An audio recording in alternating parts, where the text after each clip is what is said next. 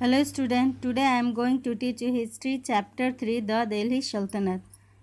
तो महमूद ऑफ गजनी के आक्रमण के 150 ईयर्स बाद भी इंडिया को कोई भी बड़ा आक्रमण फेस नहीं करना पड़ा और नॉर्थ इंडिया के राजपूत रूलर्स ने इसी टाइम मुस्लिमों के साथ जो ट्रेड था, जो व्यापार था, तो उसको प्रमोट किया। कुछ मुस्लिम ट्रेडर्स जो थे वो इंडिया में ही सेटल हो गए, इंडिया में ही रहने लगे और सूफ़ी जो थे वो इंडिया में ही एंटर किए। इसी टाइम सूफ़ी लोगों ने यहाँ पे आना शुरू किया। मोहम्मद गौरीज इन्वेजन, तो 12th सेंचुरी में यानी 12वीं शताब्दी में गौरी डिनेस्टी जो कि अफ़गानिस्तान के गोड़ जाति उस पे वेस्ट था, तो उसने गजनी को जीत लिया। मोहम्मद गौरी एक गौरी रूलर था, उसने इंडिया पे आक्रमण किया और पंजाब और सिंध पे 1119 में कब्जा कर लिया। पृथ्वीराज चौहान थर्ड जो कि अजमेर और दिल्ली पे राज कर रहे थे, यहाँ के शासक थे, तो वो भी पंजाब पे कंट्रोल करना चाहते थे और इसके कारण 2 बैटल्स हुए, 2 युद्ध हुए जो कि मोहम्मद गौरी और पृथ्वीराज चौहान के बीच में हुआ और ये तराइन में हुआ। तराइन दिल्ली के निकट है। तो मोहम्मद गौरी ने पहला जो बैटल था, पहला जो युद्ध था 1191 में गंवा दिया। इस युद्ध में उसकी हार हुई, लेकिन सेकेंड में जो कि 1192 में हुआ था, यानी कि बैटल ऑफ तराइन जो था, फर्स्ट बैटल ऑफ तराइन वो 1191 में हुआ था और सेकेंड बैटल ऑफ तराइन 1192 में हुआ था। तो जो सेकेंड बैटल ऑफ तराइन हुआ था, तो इसमें पृथ्वीराज चौहान की हार हुई थी और मोहम्मद गौरी ने दिल्ली और अजमेर पे कब्जा कर लिया था। तो कुछ और टेरिटरीज को यानी कुछ और क्षेत्रों को जीतने के बाद मोहम्मद गौरी ने डिसाइड किया कि वो इंडिया से वापस चला जाएगा और उसने अपने जो क्षेत्र जीते थे तो उसका इंचार्ज अपने एक ट्रस्टेड स्लेव को यानी विश्वास पात्र गुलाम को बनाया, यानी कि विश्वास पात्र गुलाम को सारे जीते हुए क्षेत्रों को का इंचार्ज बनाकर, यानी सारे सबको उसको सौंप कर कुतुबुद्दीन ऐबक को सौंप कर, कुतुबुद्दीन ऐबक कौन था? तो ट्रस्टेड स्लेव था मोहम्मद गौरी का, यानी कि गुलाम था ये मोहम्मद गौरी का। और मोहम्मद गौरी के जाने के बाद उसके क्षेत्रों की देखभाल कुतुबुद्दीन ऐबक ने ही की। तो मुस्लिम रूलर जो थे वो अपने सन या अपने बेटे या अपने कोई रिलेटिव्स को, रिश्तेदार को चुनने के बजाय स्लेव को ही यानी गुलाम को ही चुनना पसंद करते थे, क्योंकि गुलाम जो थे वो ज़्यादा विश्वास पात्र होते थे, जबकि बेटे जो थे यानी कि उनके पुत्र और जो रिश्तेदार हुआ करते थे तो वो चाहते थे कि कैसे इसके राज्य को कब्जा कर लें। तो राइवल्स के रूप में होते थे सन और रिलेटिव्स। तो इसलिए मोहम्मद गौरी जो था वो स्लेव को इंचार्ज बना करके और वापस चला जाता है अपने राज्य में। तो दिल्ली सल्तनत की स्थापना कैसे हुई? तो मोहम्मद गौरी के डेथ के बाद, मोहम्मद गौरी की मृत्यु के बाद, इसकी मृत्यु 1206 में हुई थी। तो इसकी मृत्यु के बाद कुतुबुद्दीन ऐबक ने अपने आप को रूलर घोषित कर लिया, अपने आप को शासक घोषित कर लिया इंडिया में जो तुर्किश टेरिटरीज थे उसका, और उसने अपने आप को टाइटल दिया सुल्तान और दिल्ली को अपना कैपिटल बनाया। यही दिल्ली सल्तनत की शुरुआत थी। तो दिल्ली सल्तनत पे 5 डिनेस्टीज़ ने राज किया। 5 बड़े बड़े डिनेस्टीज हुई। स्लेव डिनेस्टी जो कि कुतुबुद्दीन ऐबक इसका स्थापना करने वाला था, और उसके बाद खलजी तुगलक डिनेस्टी जो कि तुर्किश ओरिजिन से ही आते थे, और सैयद और लोदी डिनेस्टीज़। तो ये 5 जो थे, ये 5 मुख्य डिनेस्टीज़ थी दिल्ली सल्तनत की।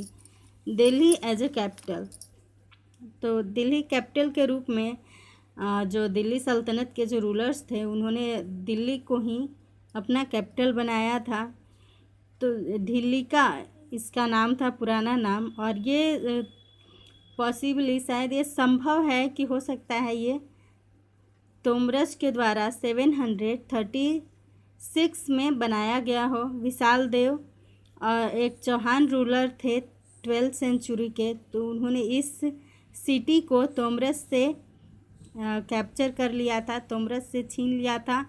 और तोमरस और चौहान के अंडर दिल्ली जो था बहुत ही ज़्यादा ग्रो किया था एक एडमिनिस्ट्रेटिव सेंटर के रूप में, यानी कि जो शासन व्यवस्था जो है वो यहीं से अच्छी तरह से चलाई जाती थी। तो इस रूप में ये बहुत ही अच्छे ढंग से ग्रीव हुआ था, बढ़ा था, फला फूला था।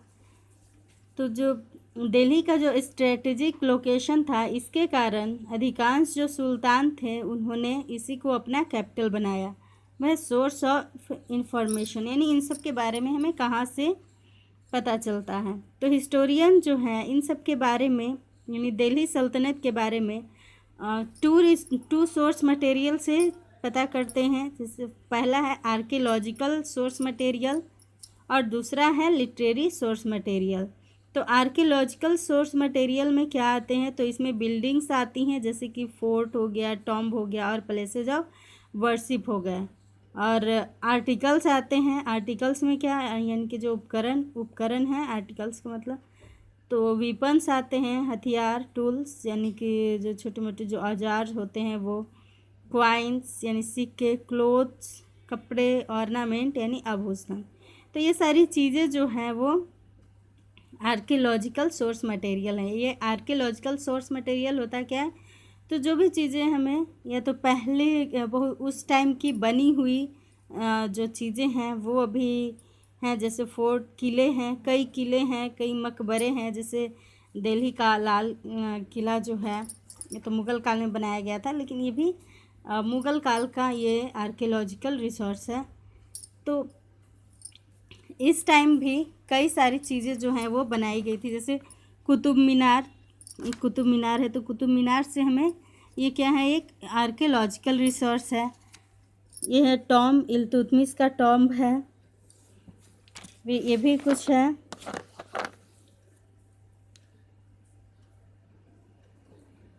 ये क्या है, क्वात उल इस्लाम मस्जिद दिल्ली में। तो ये सब जो हैं आर्कियोलॉजिकल रिसोर्सेज हैं, जिसमें कि बिल्डिंग्स आते हैं, टॉम्ब आते हैं, और बाकी जो चीज़ें जो खुदाई में मिलती हैं तो वो भी आर्कियोलॉजिकल रिसोर्सेज ही कहलाती हैं। तो ये सारी चीज़ें जो हैं आर्कियोलॉजिकल रिसोर्सेज हैं, इनसे हमें बहुत ही ज़्यादा इन्फॉर्मेशन मिलती है उस टाइम के लोगों के बारे में। अब दूसरा क्या है, दूसरा सोर्स मटेरियल जिससे हमें पता चलता है उस काल के बारे में, तो वो है लिटरेरी सोर्स मटेरियल, यानी साहित्यिक स्रोत। तो लिटरेरी सोर्स मटेरियल में क्या क्या आता है, तो इसमें है राइटिंग ऑफ ट्रैवलर्स, यानी कि जो भी लोग उस टाइम इंडिया में ट्रैवल करने आए, इंडिया में घूमने के लिए आए, तो उन्होंने अपना जो लेखा जोखा था, जो भी चीज़ें यहाँ के बारे में लिखी, तो उनसे पता चलती हैं। या फिर यहाँ जो विद्वान घूमने आए, जो ऑफिशियल यानी जो अधिकारी हुआ करते थे, तो उन्होंने भी कुछ रिकॉर्ड रखा। और जो कोर्ट हिस्टोरियन होते थे उस पीरियड के, यानी कि जो दरबार में जो इतिहासकार होते थे, जो कि इस टाइम की चीज़ों के बारे में लिखते थे, तो इन सब से हमें पता चलता है कि उस टाइम के लोग जो थे कैसे रहते थे, किस टाइप से रहते थे, और उनकी शासन व्यवस्था कैसी थी, क्या क्या सुविधाएं उनको मिली हुई थी, और किस टाइप का वो काम करते थे, कैसे रहते थे।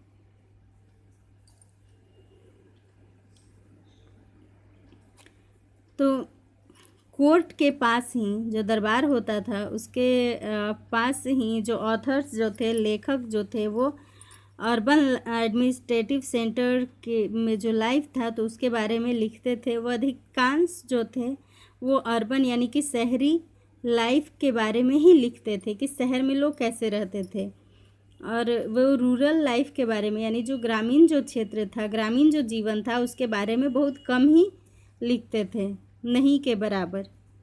तो इब्न बतूता ने रिहला नामक एक बुक लिखी है, जिससे हमें बहुत ही वैल्यूएबल इंफॉर्मेशन मिलता है सल्तनत पीरियड के बारे में। और कोर्ट हिस्टोरियन जो रूलर के द्वारा पैट्रोनाइज किए जाते थे, यानी कि शासकों के दरबार में कुछ इतिहासकार होते थे जिन पे शासकों की, रूलर्स की कृपा रहती थी, तो वो भी कुछ बुक वगैरह कुछ चीज़ें लिखते थे। जैसे कि उस टाइम तारीख यानी कि हिस्ट्री लिखा गया उस टाइम। और ये वो अपने पैट्रन की, यानी जो शासक होता था, जो रूलर होता था, तो उसके लिए, उसकी खुशी के लिए लिखते थे। तो इसी में से मिन्हाज उस सिराज का एक वर्क है। ये भी एक विद्वान थे, इन्होंने लिखा है, इन्होंने भी एक वर्क लिखा है, तारीख लिखी है। फिर आते हैं एक हिस्टोरियन जियाउद्दीन बर्नी, जिन्होंने तारीख़ फिरोज शाही लिखी है। और हालांकि इन्होंने क्या खलजी और तुगलक डिनेस्टीज़ के बारे में भी, इनके शासनकाल के बारे में भी जो है अनबायस्ड, मतलब कि फेयरली, जो भी जिस टाइप से ये लोग थे, मतलब सारी चीज़ें जो हैं वो लिख डाली हैं जैसे ये लोग थे। तो इन सब से हमें पता चलता है कि उस टाइम के लोग जो थे वो कैसे रहते थे। तो नेक्स्ट टॉपिक हम लोग पढ़ेंगे कि कौन कौन सी डिनेस्टी ने कितने कितने टाइम तक आए, कौन कौन से मुख्य रूलर्स थे, शासक थे।